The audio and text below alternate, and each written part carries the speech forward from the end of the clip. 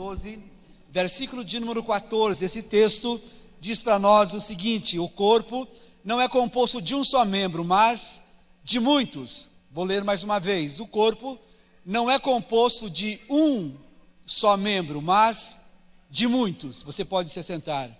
Pai, eu quero te agradecer. Obrigado pelo privilégio de estarmos aqui nessa noite. Que essa palavra possa falar ao meu coração e ao coração de cada pessoa que está conosco nessa noite. Fala mesmo conosco, ministra, Senhor Deus, aos nossos corações. É a nossa oração em nome de Jesus.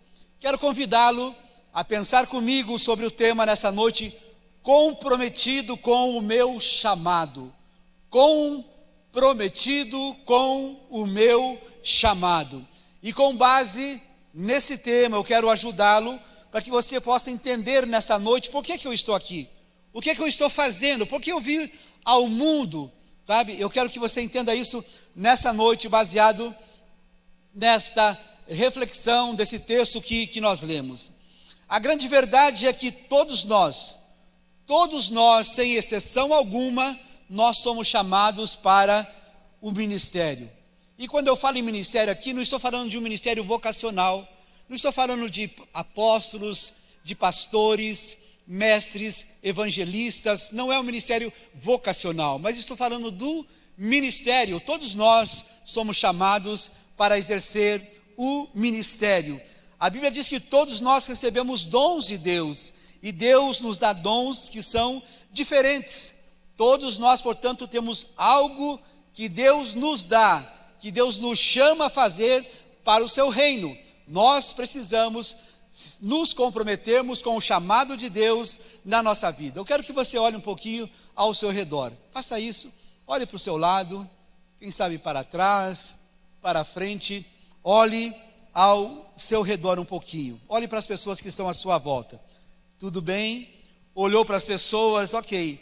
Pense um pouco agora comigo nas pessoas da sua família. Comece a lembrar dos seus parentes. Pai, mãe, avô, avó, tia, sobrinho, neto, sogro, sogra. Comece a pensar nas pessoas da sua família. Comece a pensar também um pouco nos amigos que você tem. Comece a trazer à lembrança o nome dos seus amigos. Pense neles agora. Comece a pensar também um pouco nos seus colegas de trabalho, pessoas que trabalham com você numa empresa, no comércio, na escola. Comece a pensar nessas pessoas. Pense um pouquinho no nome dessas pessoas. Agora, só para você saber, eu não consigo ganhar todas essas pessoas para Jesus. Por mais que eu me esforce, por mais que eu trabalhe dia e noite, eu não vou conseguir falar de Jesus para todas essas pessoas. Mas se você me ajudar, se você exercer o seu ministério, nós vamos falar de Jesus para muita gente. Nós vamos pregar o evangelho de Jesus para muitas e muitas pessoas. Olha o que diz para nós Efésios, a carta que o apóstolo Paulo escreveu para a igreja de Éfeso, no capítulo de número 4, versículos 11 e 12. Diz assim: e ele designou alguns, olha o texto, diz para nós, alguns, não são todos. Ele não designou todas as pessoas para serem apóstolos, todos para serem pastores, todos para serem mestres, todos para serem evangelistas. Não. Ele designou o quê? Alguns para apóstolos, outros para profetas, outros para evangelistas, outros para pastores e mestres. Versículo 12. Com a finalidade, existe uma finalidade. Qual é o fim? Qual é o propósito? De preparar os santos para a obra do ministério, para que o corpo de Cristo seja edificado. O meu papel como pastor da igreja, nós como pastores da equipe pastoral, o nosso papel é preparar as pessoas, equipá-las para que elas possam exercer com excelência o seu ministério. Esse é o nosso papel, essa é a nossa função, preparar as pessoas para exercer o seu ministério. Antes, deixa eu pensar com você um pouquinho sobre algo muito importante. A Bíblia fala para nós sobre grandes homens e mulheres de Deus que você encontra registrado na Bíblia. Você lê encontra na Bíblia, a palavra de Deus, grandes homens e mulheres que tinham ministério, mas não era um ministério vocacional, não eram sacerdotes, não eram pastores, mas tinham um ministério. Por exemplo, deixa eu citar para você Abraão, Isaque e Jacó. Eles não faziam parte do ministério vocacional. Gênesis capítulo 13, versículo 2, diz assim que Abraão tinha enriquecido muito, tanto em gado como em prata e em ouro. Se ele tinha enriquecido muito, ele não era pastor. Não é que o pastor não possa ser próspero, né? Mas ele tinha enriquecido muito com o seu rebanho, com o seu ouro e com a sua prata. Eu louvo a Deus porque eu sou próspero. Sou próspero. E se eu não fosse próspero, talvez eu não tivesse sido um bom gestor ou administrador das minhas finanças. Porque eu trabalhei 28 anos na Klabin, uma empresa de papel, você conhece aqui na nossa cidade. 18 anos que eu sou pastor. Antes de trabalhar na Klabin, eu trabalhei, talvez não seja da sua época, Bamerindos. Alguém lembra Banco Bamerindos, né? Depois, antes do Banco Bamerindos, Banco Comercial, o Bancial, Banco Comercial do Paraná. Então, mais 28 anos de Klabin e 18 de pastor, dá 46 anos. Se você pegar 46 anos, multiplicar por 12, cada ano tem 12 meses, são 552 meses de trabalho. Se em 552 meses de trabalho eu não consegui construir uma vida que eu tenha uma certa prosperidade, é porque eu sou muito ruim na área de finanças. Porque sou muito mau planejador. Tive o privilégio e a oportunidade de ter vivido 552 meses. Então, eu, graças a Deus, tenho uma vida abençoada, uma vida próspera, mas não tenho tanto gado, não tenho fazenda, como diz por aí, né? Fazenda, aviões, avião, helicóptero, não tenho, né? Abraão também, ele era rico, então, mas ele não era pastor, ele tinha um ministério, mas não era um ministério vocacional. Então, e aqui Isaque, Gênesis 26 e 12, Isaque semeou naquela terra e colheu 100 vezes mais no mesmo ano, e o Senhor o abençoou. Isaque também não era um pastor, Isaque não era um pregador da palavra de Deus. Quem era Isaque? Isaque era um fazendeiro, Isaque era um agricultor, diz que ele semeou. E Jacó? Jacó trabalhava com o seu sogro, era funcionário do seu sogro, cuidava do rebanho do seu sogro. Então ele exerceu o seu ministério, mas não era um ministério vocacional. A Bíblia diz para nós também de Davi. Davi quem era? Davi era um pastor de ovelhas. Davi era um pastor, mas pastor de ovelhas. Depois se tornou um rei, era um grande guerreiro. Olha Amós capítulo 1 e versículo 1, diz que Amós era criador de ovelhas. Neemias capítulo 1, diz que Neemias era copeiro do rei, trabalhou no governo, era funcionário do rei, funcionário do governo. Depois de copeiro se tornou governador de Judá, tá? Depois a gente fala de Mateus. Mateus era um agente do imposto de renda, trabalhava lá na coletoria, cobrava impostos. Era isso que Mateus fazia. O que eu quero que você entenda nessa noite, que as pessoas têm ministério, mas não sempre têm um ministério vocacional, de ser um pastor, um apóstolo, um mestre, um evangelista. Esses homens tiveram o seu ministério e exerceram com excelência aquilo que Deus confiou na sua mão. Deu o melhor que eles tinham dentro do seu ministério. Eles deram o seu melhor. Pedro, André, Tiago e João eram pescadores.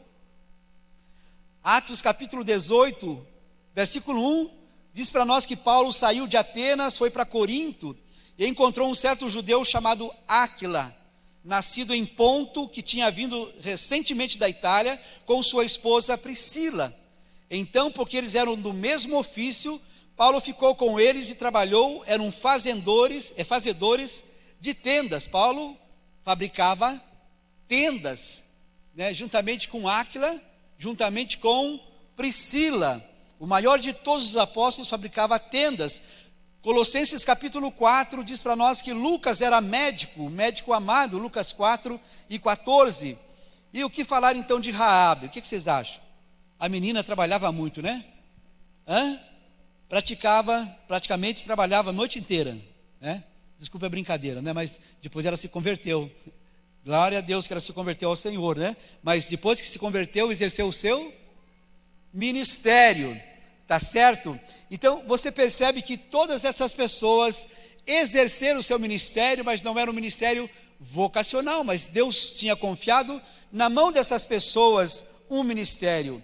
Eles tinham um emprego como você tem o seu emprego, você tem o seu trabalho, você tem a sua vocação, e aonde você está, Deus quer usar a sua vida, aonde você está. Então, que você possa descobrir o seu chamado e você se comprometer com o seu chamado. Agora, como que eu posso ajudá-lo a entender qual é o seu ministério? E que você entenda isso e se comprometa com o seu ministério nessa noite. Eu quero, numa receita de bolo, 3 pontos, compartilhar com você, algo simples, que a gente precisa fazer, para que a gente descubra qual é o nosso ministério, e deixar que Deus use as nossas vidas. São somente 3 pontos que eu quero compartilhar com você. Primeiro ponto, para que eu possa descobrir o meu ministério, para que eu possa descobrir a minha vocação e exercer com excelência. Primeira coisa, eu preciso me aproximar de Deus. Você precisa estar perto de Deus. Tem pessoas, me desculpe a expressão, que não vêm na igreja e querem ter ministério. Aparece uma vez ou outra e quer exercer o ministério. Para a gente exercer o nosso ministério, primeira coisa, precisamos nos aproximarmos de Deus. Olha o que diz o salmista no Salmo 73 e versículo de número 28, tá? 73 e 28, diz assim: mas para mim bom é estar perto de Deus, fiz do soberano Senhor o meu refúgio, proclamarei todos os teus feitos. Asaf estava dizendo: eu vou proclamar todos os feitos do Senhor, eu vou exercer o meu ministério, mas para eu fazer isso, eu fiz do Deus o meu refúgio. Ele é a minha habitação, é nele que eu me amparo, me protejo, me refugio. Asaf está falando exatamente isso. Foi muito bom para mim me aproximar ou estar perto de Deus. Asaf escreveu 12 salmos, e aqui ele diz: é bom para mim aproximar-me de Deus.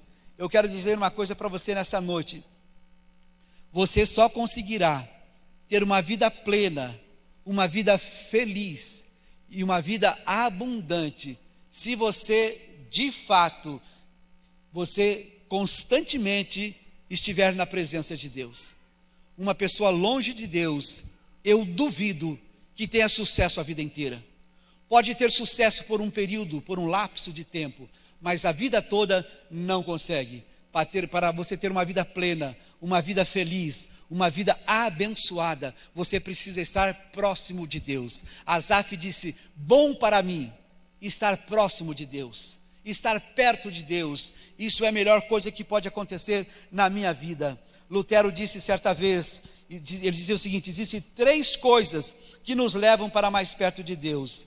3 coisas, Martinho Lutero falava, que nos leva para próximo, mais perto de Deus: a Bíblia Sagrada, a oração e a dor. E eu quero dizer para você nessa noite: não espere se aproximar de Deus pela dor. Não espere.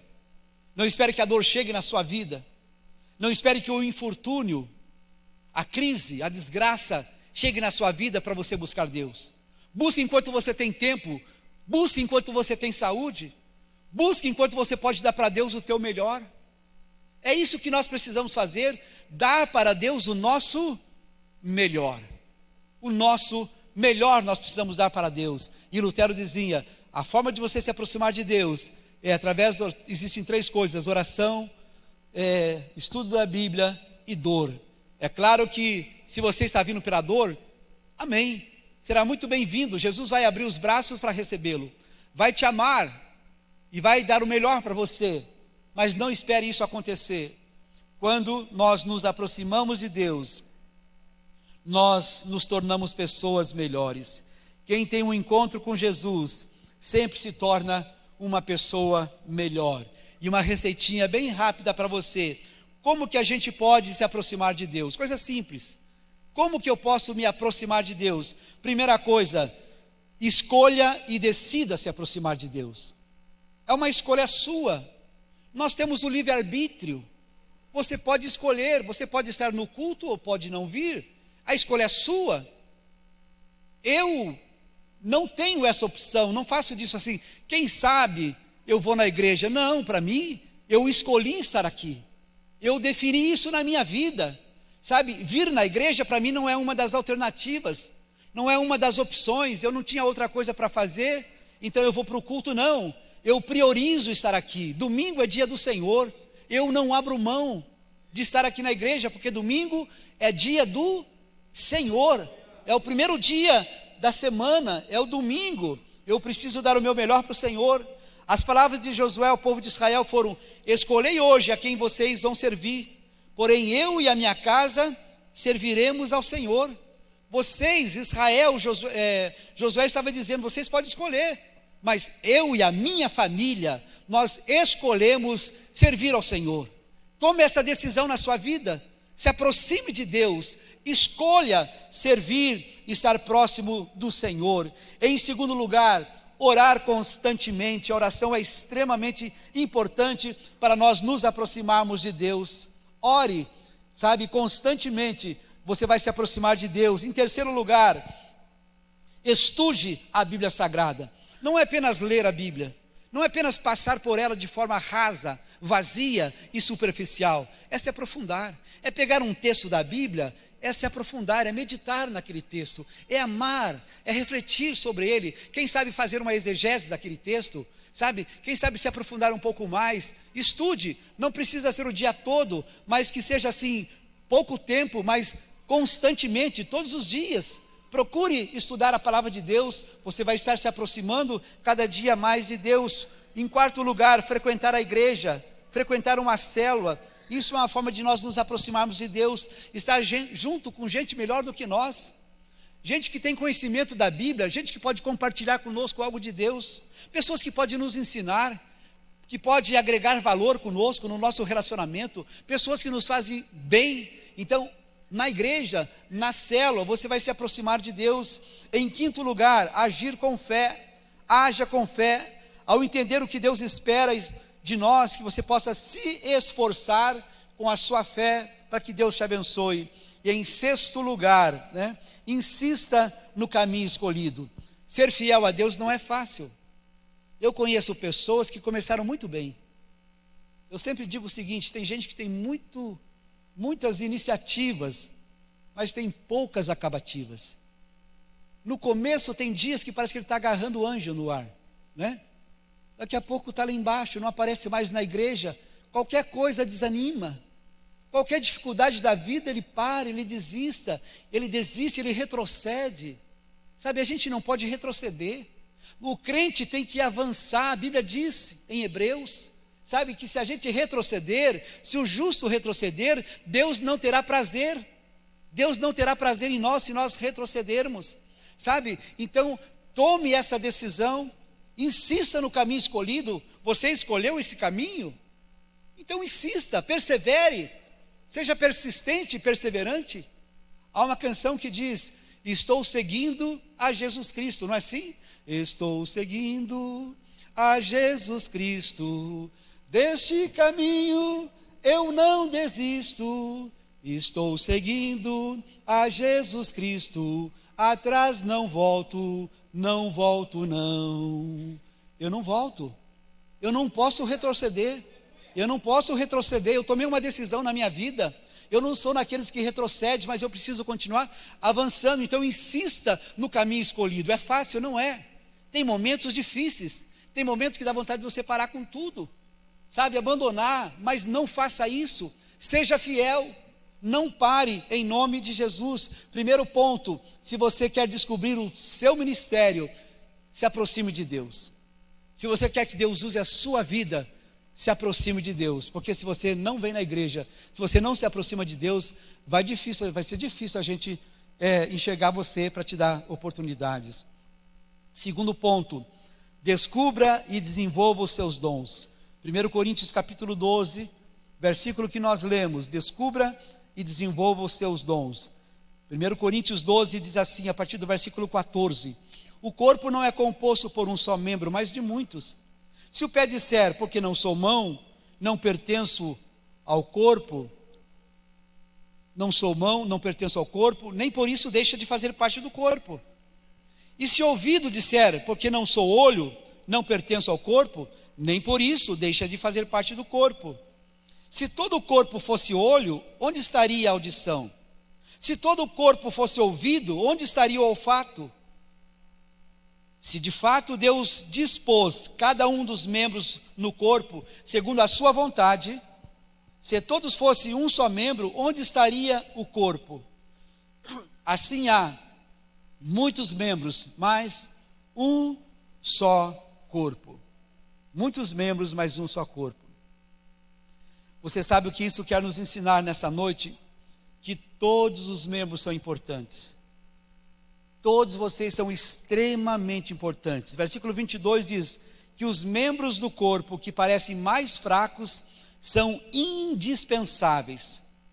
Os que você não pode ver são os mais importantes. Tem membros no corpo que você não vê. Você está vendo o cérebro de alguém aqui nessa noite? Você não vê, mas ele é importante, não é?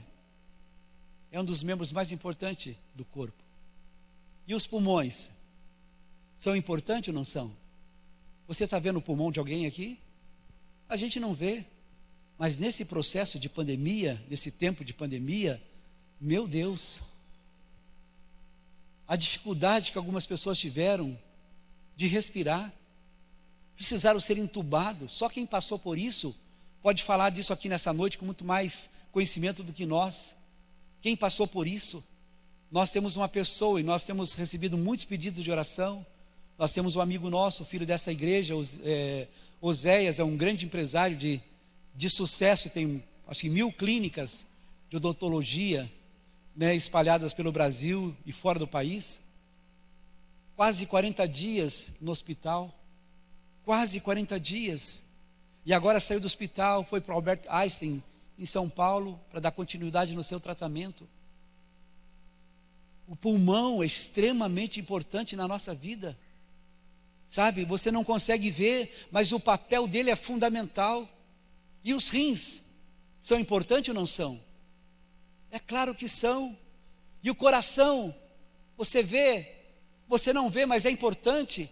O nosso corpo tem muitos membros e todos são extremamente essenciais, importantes, necessários. Nós precisamos que eles estejam funcionando bem. Assim somos nós, a igreja. Assim é a igreja do Senhor. Diga para quem está do seu lado: esta igreja não seria a mesma sem você. Nós não seríamos a mesma igreja sem você. Você não faz ideia da importância que você tem nesse corpo. Você não imagina a importância que você tem nesse corpo. Por isso que a gente fala: não saia da igreja, não vá embora, não nos deixe, não nos abandone. Porque tem gente que diz assim: essa igreja é muito grande, não tem trabalho para mim. É mentira. Tem trabalho sim, é só você querer, é só você querer trabalhar. Uma das primeiras coisas que você pode fazer, por exemplo, é abrir uma célula. Sabe, você pode abrir uma célula. Pode pegar um grupo de 2, 3, 5, 10, 20 pessoas. Ah, pastor, eu queria pregar para 1000 pessoas. Amém. Então comece pregando para 2, 3, 5. Sabe, aí a tua célula vai crescendo. Daqui a pouco você está com 50, está com 100, você faz uma macro célula. Aí você convida todos os seus discípulos, 100, 150, e diz: olha, agora vocês vão me ouvir. Eu sou o líder de vocês, eu vou pregar para vocês. Entende? Sabe? Então todos são importantes. Imagine o nosso ministério infantil aqui, o trabalho que estão fazendo no sábado à tarde. Para que esses cultos kids aconteçam, eles têm uma estrutura de aproximadamente 30 professoras juntos ali trabalhando. 30 pessoas aproximadamente. O cenário que é montado aqui, toda a estrutura, para que ficar bonito como tem um grupo, você vê essas pessoas, você não conhece, você não sabe nem quem são, estão aí trabalhando. E o ministério de casais, e o ministério de recepção, que está recebendo as pessoas lá, E o Ministério de Comunicação, vocês não estão vendo, eles estão lá atrás. Levante a mão aí. Aí que vamos aplaudir esse pessoal? Olha aí, ó. Estão lá trabalhando. Estão trabalhando, correndo de um lado para o outro, sabe? Eu vejo ali o Douglas, né? Quem está lá? O Arthur. Quem mais está lá? Eu não consigo ver muito bem daqui de longe. Gabriel, Frederico, Fred, olha que gente boa, está tudo lá trabalhando no ministério, para que esse culto possa ser transmitido. Os vídeos que o Arthur produz aí também, com o Douglas, né? Esses cultos que gravam, culto infantil. Olha o Mauro, cadê o Mauro? Onde é que está o Maurão? O Mauro está correndo de um lado. Oi, Maurão. O Mauro corre de um lado para o outro, sabe? Isso aqui é o primeiro que chega, né, Mauro? E o último que sai. É extremamente importante. Ele não está aqui na frente pregando, mas o trabalho que ele faz é extremamente importante. Nós temos pessoas assim que são extremamente importantes. São pessoas extremamente importantes, necessárias, e que nós precisamos dessas pessoas. Então, aqueles membros que não aparecem aqui são mais importantes do que nós que estamos aqui falando, porque são eles que montam toda a estrutura para que o culto aconteça e realize. Eu fico pensando o que seria da Arca de Noé, né? Se aquelas tábuas que você não consegue ver, que estão embaixo da água, da linha d'água, do nível de água, se uma delas rachasse, se uma daquelas tábuas da Arca de Noé rachasse, o que seria da Arca de Noé? O que fez o navio Titanic, o navio mais luxuoso e mais seguro na sua época afundar, na madrugada do dia 14 para o dia 15 de abril do ano de 1912, onde morreram 1.522 pessoas. O casco do navio bateu no iceberg e ele rachou e começou a entrar água e afundou. A parte de baixo, que estava no nível abaixo da água, que não é vista pelas pessoas, sabe? Então tem muitas coisas na igreja que a gente não vê, mas são extremamente essenciais. Olha o que diz Romanos capítulo 12, versículos 7 e 8. Romanos capítulo 12, 7 e 8 diz: se o seu dom é servir, sirva. Se você tem esse dom de servir, sirva. Eu sempre digo uma frase, o seguinte: se você não serve, você não serve. Se você não serve, não serve. Sabe? Então, existe o dom de servir, sirva. Se é ensinar, ensine. Se é dar ânimo para alguém, dê ânimo, porque tem gente que às vezes está lá embaixo. Tem gente muitas vezes pensando em desistir, vou largar a mão, vou sair, não quero mais. Sabe? Se você tem esse ministério de dar uma palavra de ânimo, faça isso. Se o seu dom é contribuir, faça com generosidade. Se é exercer liderança, exercite com liderança. Então nós precisamos descobrir os nossos dons e nós precisamos desenvolver os nossos dons. Precisamos descobrir e desenvolver. Alguns de vocês podem não saber, mas nós temos aqui ministério de intercessão, que oram por nós continuamente. Então, o dom que você recebeu de Deus, você precisa desenvolver, amém? Desenvolver o dom que você recebeu de Deus. Eu me lembro, quando a Josiane se formou, né? Ela estudou em Londrina, terminou o seu curso, 2007, sua formação, e eu tinha dado um carro de presente para o Adriano, quando ele se formou, aí eu precisava dar um carro para ela também, né? Ela se formou, eu comprei para ela um Clio prata, 4 portas, zerinho, né, menina fera? Foi buscar lá em Londrina, e eu dei esse presente para ela, de formatura. Ela recebeu o presente, mas ela não sabia dirigir muito bem, sabe? Então o presente estava com ela, o dom estava com ela, mas ela não sabia dirigir muito bem. E um dia, passando ali em frente, quem vai para o IFET, o Instituto Federal de Educação Tecnológica, né? Ela ainda pela Marginal, eu acho que ela ficou em dúvida, não sabia se ela continuava pela Marginal ou se ela entrava na rodovia. Na dúvida, o que ela fez? Ela tocou no meio, né? Não foi nem na Marginal e nem entrou na rodovia, ela tocou no meio. Graças a Deus, né? Não se machucou, sabe? Mas ela tinha um presente na mão, ela precisava praticar. Hoje ela é uma exímia motorista, né? Dirige na cidade, na rodovia, mas ela foi praticando, ela foi desenvolvendo o dom, o talento, o presente que ela recebeu. A Bíblia diz, Paulo fala para o seu filho na fé, Timóteo, não negligencie o seu dom, desperte o dom de Deus que há em ti. Você tem um dom, não negligencie, desperte esse dom. Eu me lembro da minha netinha, da Manu, hoje ela está com 8 anos, né? Está aqui sentada, a Manu está com 8 anos. Quando ela estava na faixa dos seus 3 para 4 anos, ela chegou um dia para mim e disse, vovô tem relógio, o Manu não tem. Meu Deus, eu pensei, e agora, né? Eu preciso comprar um relógio para minha neta. Ela me deu uma cantada muito boa, né? E a gente que é avô, imagine, né? Eu pensei, eu vou comprar para ela um relógio. Eu fui numa relojaria, comprei um relógio para ela bom, não foi aqueles assim de caixinha de doce, aqueles que vêm no doce que não funciona, né? Não foi esse. Um reloginho bonito, mandei fazer uma embalagem, um papel de presente, muito bonito. E cheguei para ela, disse, Manuzinha, 3 para 4 anos, você queria um presente do vovô? O vovô trouxe, adivinha o que tem aqui? Aí disse assim, um computador. Eu falei, mas aí você mata com nada. Aí você judia de mim, você tinha falado de um relógio, agora você já quer um computador? Aí eu não aguento, né? Sabe? Aí o que aconteceu? Ela pegou o relógio, abriu o presente, ela viu o relógio. Na época ainda não sabia ver as horas. Era criança, 3 para 4 anos. Mas hoje ela sabe. Ela foi desenvolvendo, ela foi praticando, sabe? E hoje ela sabe ver horas. Você pergunta a ela, ela sabe. Sabe? Então o dom que Deus te deu, quem sabe no primeiro momento, você ainda não seja capaz de desenvolvê-lo. Mas está com você. Você precisa começar a praticar. Você precisa começar a treinar o dom que Deus te deu. Vai praticando, vai desenvolvendo, vai fazendo.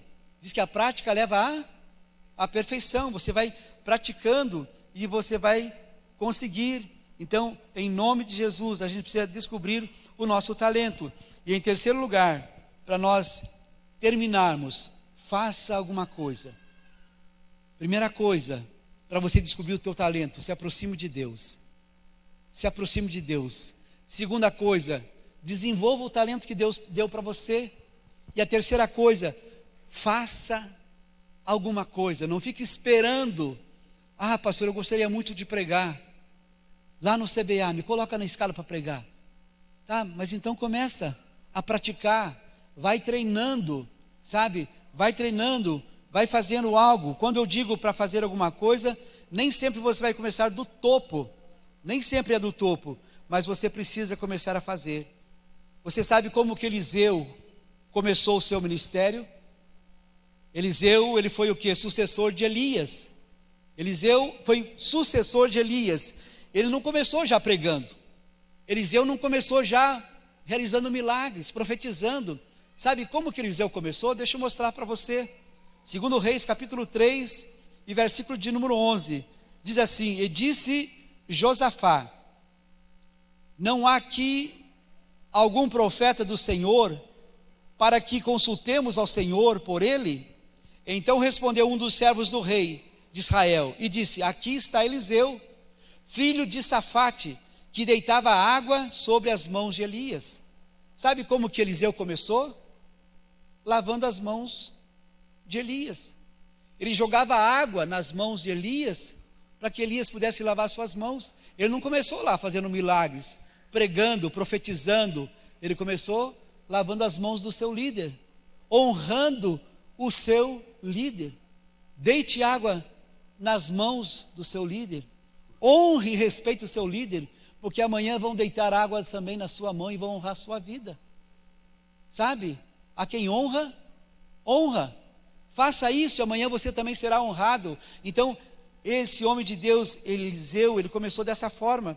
E diz a Bíblia para nós que Eliseu teve 2 vezes a unção de Elias. Elias realizou 7 milagres. Eliseu realizou 14 milagres. Mesmo depois de morto, ele ainda realizou um milagre. onde ele estava, na cova que ele estava, jogaram um homem lá morto e esse homem ressuscitou. 14 milagres, ele recebeu porção dobrada. Mas sabe o que aconteceu? Quando Elias disse, eu vou para o Jordão, ele disse, não, está lá, eu vou com você. Eu vou com você. Como eu comecei meu ministério, eu carregava a pasta do meu pastor. Ele já era uma pessoa mais idosa, tinha dificuldade para dirigir, eu era motorista dele. Eu dirigia o carro dele, eu lembro bem, era um Fusca, um Fusquinha, né? Bordeaux, era a cor do Fusca. E a gente fazia culto lá na Porteira Grande. Eu ia levar ele lá na Porteira Grande, pegava a pasta dele, levava, né? Dirigia para ele, sabe? Se a gente começar a fazer alguma coisa, vai chegar um momento que Deus vai honrar as nossas vidas em nome de Jesus. Sabe como que Paulo começou, um dos maiores apóstolos da igreja primitiva? Paulo escreveu 13 cartas. O Novo Testamento são 27 livros. 13 cartas Paulo escreveu, praticamente quase 50%, mas em termos de conteúdo, 30% do Novo Testamento é de composição e autoria do apóstolo Paulo. Mas sabe como que ele começou? Diz que ele pegou as ofertas. Vamos ler para você esse texto, Atos capítulo 11, versículos 27 a 30. Atos capítulo 11, versículos 27 a 30. Diz assim: e naqueles dias desceram profetas de Jerusalém para Antioquia. Versículo 28. E levantando-se um deles, por nome Ágabo, dava a entender pelo Espírito que haveria uma grande fome em todo o mundo. E isso aconteceu no tempo de Cláudio César. E os discípulos determinaram mandar cada um, conforme o que pudesse, socorro aos irmãos que habitavam na Judéia. O que eles com efeito fizeram, enviando-os aos anciãos por mão de Barnabé e de Saulo. Esse grande homem de Deus, um dos maiores apóstolos da igreja, ele começou o seu ministério pegando uma sacola de oferta e levando para a Judéia para socorrer os irmãos necessitados. Assim Paulo começou o seu ministério. E se fizeram isso é porque a igreja confiava nas mãos deles dinheiro. Agora, se Deus não pode confiar dinheiro nas tuas mãos, jamais vai confiar o ministério nas tuas mãos. Se você não é capaz, sabe, de Deus confiar nas tuas mãos, entrega para você 100%, e você não é capaz de devolver 10%, se Deus não pode confiar dinheiro nas tuas mãos, jamais vai confiar nas tuas mãos o ministério. Sabe, Paulo começou levando oferta na região da Judéia, mas se tornou o maior dos apóstolos que a igreja já teve. Você precisa se aproximar de Deus. Se você se aproximar de Deus, Ele vai se aproximar de você em nome de Jesus. Em nome de Jesus. Em nome de Jesus. Eu quero que você fique de pé. Nós vamos cantar uma canção nesse momento. Enquanto nós nos preparamos para essa canção, eu queria perguntar para você, você sabe qual é o campo mais rico do mundo? Qual é o campo mais rico do mundo?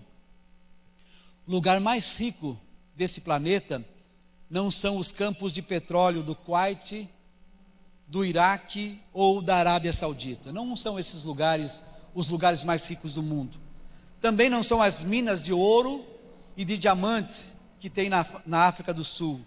Também não são as minas de urânio que tem na União Soviética e as minas de prata que tem na África. Embora isso seja surpreendente, a riqueza, os depósitos de tudo isso, todo esse petróleo, todo esse ouro, todo esse diamante, em função de toda essa riqueza, eu quero dizer para você nessa noite que o lugar mais rico do mundo, sabe aonde que fica? Fica no cemitério. Sabe por que no cemitério? Dentro de paredes daqueles túmulos, porque ali estão sonhos que nunca se realizaram. Ali estão canções que nunca foram escritas. Ali tem pinturas que nunca encheram uma tela. Ideias que nunca foram compartilhadas. Visões que nunca se tornaram realidade. Invenções que nunca foram experimentadas. Planos que nunca saíram da prancheta mental e propósito que nunca foram realizados. Os nossos cemitérios estão cheios de um potencial que permaneceu inerte. Eu quero dizer para você, não enterre o seu talento. Não enterre o seu talento. O ministério que você tem, o talento que Deus confiou nas suas mãos, se aproxime de Deus. Comece a praticar, a desenvolver o talento. Comece a fazer algumas coisas e no tempo certo, na hora certa, você verá que a coisa vai surgir de tal forma. Eu jamais imaginei ser pastor dessa igreja, de uma grande igreja. Falo com simplicidade no meu coração, você que me conhece, sem nenhum tipo de orgulho, não, nenhum orgulho, mas é de uma das maiores igrejas, né? Não só da cidade, mas do nosso estado do Paraná. Pastores que vêm pregar aqui ficam de boca aberta de ver numa cidade pequena, como Telêmaco Borba, uma igreja como essa. Nós fazemos parte de um grupo chamado GKPN, né? Sabe? Global Kingdom Partnership Network.